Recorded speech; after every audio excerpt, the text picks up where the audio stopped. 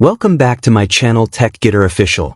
In today's video, we will learn how to find your Windows 10 product key or OEM digital license key directly from your system. Many users face problems when they need to reinstall Windows and cannot find their product key. Without it, activation becomes difficult, but the good news is that you can locate it easily through the registry editor. Let's begin. Press Windows + R on your keyboard. This will open the Run dialog box.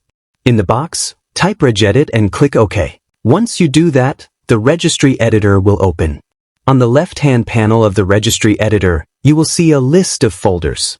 You need to carefully navigate through these folders by following this exact path. First click on _machine. Then expand the software folder, scroll down and find Microsoft. And inside Microsoft locate Windows NT.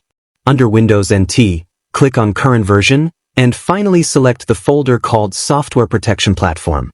Once you are inside the Software Protection Platform folder, look over to the right-hand side panel.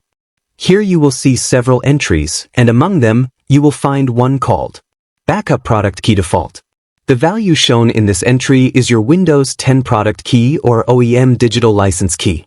This is the key stored in your system registry, and it can be used whenever you need to reinstall or reactivate your Windows.